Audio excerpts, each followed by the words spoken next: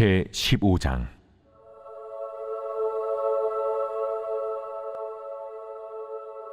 여호와의 말씀이 내게 임하여 이르시되, 인자야, 포도나무가 모든 나무보다 나은 것이 무엇이랴?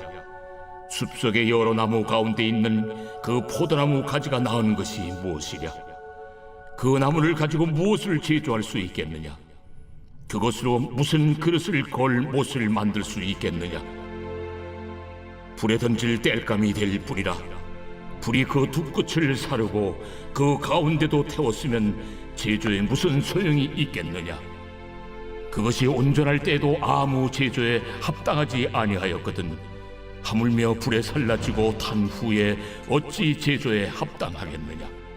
그러므로 주 여호와께서 이같이 말씀하셨느니라.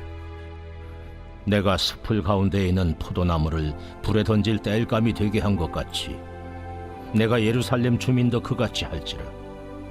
내가 그들을 대적한즉 그들이 그 불에서 나와도 불이 그들을 사르리니 내가 그들을 대적할 때에 내가 여호와인 줄 너희가 알리라.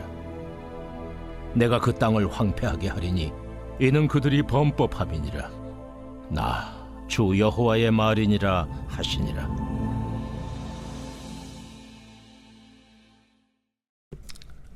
할렐루야.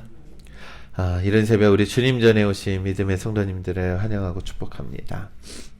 오늘 본문의 말씀은 좀 짧은 말씀이죠. 포도나무의 비유를 들어서 말씀을 하고 있는데, 이 말씀은 마치 예수님께서 하신 말씀을 우리가 기억하게 합니다. 나는 포도나무요 너희는 가지니 저가 내 안에 내가 저 안에 있으면 이 사람은 과실을 많이 맺나니 나를 떠나서는 너희가 아무것도 할 수 없음이니라. 이 요한복음 15장 5절의 말씀이죠. 요한복음 15장의 등에서 또 이스라엘 백성을 포도나무 혹은 포도나무 가지로 표현을 합니다. 그리고 하나님을 농부에 비유하고 있는 말씀이죠. 여러분, 일반적으로 포도나무의 열매, 이 포도를 가지고 질 좋은 그런 포도를 가지고 포도주도 만들고 또 포도 농사를 짓는 그러한 귀한 결실은 주인에게는 얼마나 큰 기쁨이겠습니까? 당시 이스라엘 지역에는요, 1년의 늦은 겨울과 여름 이렇게 두 차례 포도 열매를 맺혔습니다. 그런데 농부는 이 열매를 맺지 못하는 가지를 어떻게 합니까? 불에 던져서 버림으로써 열매를 맺을 수 있는 가지가 오히려 더 좋은 열매를 맺을 수 있도록 그렇게 도왔다라는 것이죠. 그렇기 때문에 농부가 열매를 맺지 못하는 가지는 어떻게 합니까? 과감하게 불에 던져서 태워버립니다. 땔감으로 쓰는 거죠. 이 오늘 본문의 말씀을 통해서 하나님께서는 이 에스겔에게 하시는 그런 말씀이 포도 농사를 짓는 과정을 비유로 들어서 이 아무 쓸모없는 이 포도나무 가지와 같은 이스라엘은 결국 불에 태워질 것이다 라는 것을 이렇게 비유해서 강력한 하나님의 말씀을 전하고 있는 것입니다. 2절과 3절의 말씀을 보면, 인자야, 포도나무가 모든 나무보다 나은 것이 무엇이랴? 숲속의 여러 나무 가운데 있는 그 포도나무 가지가 나은 것이 무엇이랴? 그 나무 가지를 무엇을 제조할 수 있겠느냐? 그것으로 무슨 그릇을 걸 못을 만들 수 있겠느냐? 이 포도나무는 아무런 이용 가치가 없는 나무라고 말을 하죠. 포도나무는 큰 나무가 아니기 때문이에요. 포도나무를 가지고 가구를 만들 수 있는 것도 아니고 그릇을 걸어둘 수 있는 그런 고리조차 만들 수 없었다라는 것이죠. 그러니 그 가지의 열매가 맺지 않는 그런 가지를 어떻게 쓰겠습니까? 이 땔감으로밖에 사용할 수 없었다라는 겁니다. 그래서 4절과 5절에 이렇게 말씀합니다. 불에 던질 땔감이 될 뿐이랴. 불이 그 두 끝을 사르고 그 가운데도 태웠으면 제조에 무슨 소용이 있겠느냐.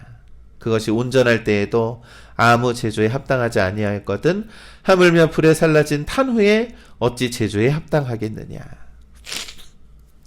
이 어떤 송상도 입지 않은 포도나무도 이 땔감으로밖에 사용되지 않는데, 이미 불에 들어가 타버린 가지는 더 쓸모가 없는 것 아니겠느냐라고 말하고 있는 거죠. 이것을 바로 이 이스라엘 백성들을 향한 비유입니다.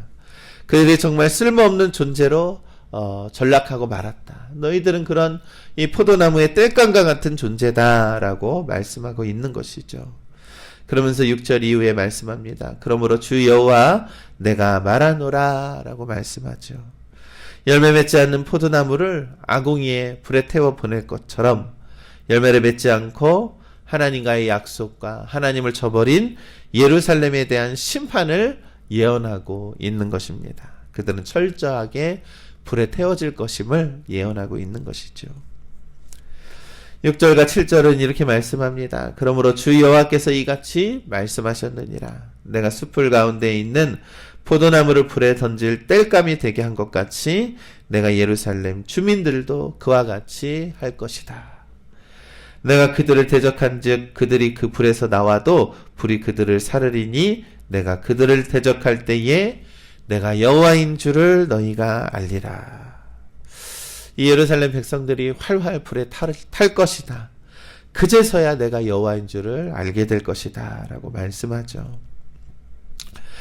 이 이사야서 5장 1절에서 6절의 말씀에도 이사야 선지자도 이스라엘을 이 포도나무에 비유한 말씀이 있습니다. 이 농부가 최선을 다해서 밭을 일구어서 이 포도나무를 심고 아주 좋은 상품의 열매를 그러한 결실을 기다렸는데 이 시간이 지나고 나서 이 농부의 바람과는 반대로 들포도 열매가 맺었다라고 하는 것이죠. 농부는 그 울타리를 걷어서 이 포도가 먹힘을 당하게 하며 담을 헐어서 짓밟게 하여 결국 그 밭을 황폐하게 할 것이다 라는 예언의 말씀이 이사야서 5장에도 있습니다. 여러분, 이러한 이 포도나무의 비유를 들으면서 열매 맺지 못하는 것이 너무나도 중요하다라는 것이죠. 여러분, 이스라엘 백성들이 열매 맺지 못하는 이유가 무엇입니까? 우상 숭배이고 하나님을 저버렸다라는 것이죠.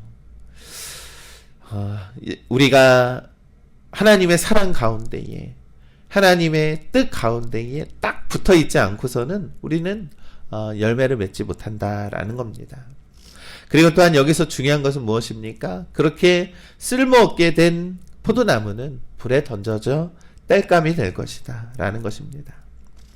실제로 하나님께서 이 에스겔을 통해서 선포하신 이 심판의 내용이 이 BC 597년에 바벨론에 의해서 이 예루살렘이 한번 불에 살라서 그들이 포로로 잡혀왔죠. 그 이후에 두 번째 또 이스라엘 백성들이 완전히 또 침공을 당해서 참담한 결과 다시 한번 불에 태워지고 그들을 다시 포로로 잡혀오게 되는 그러한 비극적인 결과를 낳게 되었다라는 것입니다. 우리 믿음의 성도, 우리는 쓸모없이 불의 땔감으로 사라져버릴 너무나도 연약한 존재라는 것이죠. 이스라엘 백성들의 모습을 보면 우리 요한복음 15장의 말씀처럼, 예수님의 말씀처럼 우리가 어떻게 삶을 살아야 하는지에 대해서 성경은 말씀하고 있는 것입니다. 바로 우리는요, 예수 그리스도의 나무 되시는 예수 그리스도의 딱 붙어있는 가지가 되어야지만이 어떻게 됩니까? 열매를 맺을 수 있다라는 것이죠. 우리가 하나님을 떠나서는, 예수 그리스도를 떠나서는 그 어떤 것도 열매 맺을 수 없음을 우리가 고백해야 합니다. 참 포도나무 되시는 예수님이 계시고 그 포도나무를 기르시고 그 포도나무에게 좋은 영양분을 주시는 농부 되시는 하나님을 우리가 의지하지 않고서는 어찌 우리가 좋은 열매를 맺을 수 있겠습니까? 오늘 이 에스겔의 말씀처럼 포도나무의 쓸모없는 가지는 결국에는 불에 태워진다라는 사실을 우리가 기억해야 합니다. 사랑하는 우리 믿음의 성도 여러분, 농부 되시는 하나님은 우리를 정성껏 키워주시기를 원하지만 우리는 결국 너무나도 죄 가운데에 하나님을 떠나는 삶, 하나님을 저버리고 우상 숭배하는 삶으로 전락하고 말았습니다. 우리에게 소망과 빛이 무엇이 있으며 우리가 살아가야 하는 그 믿음이 어디에 있겠습니까?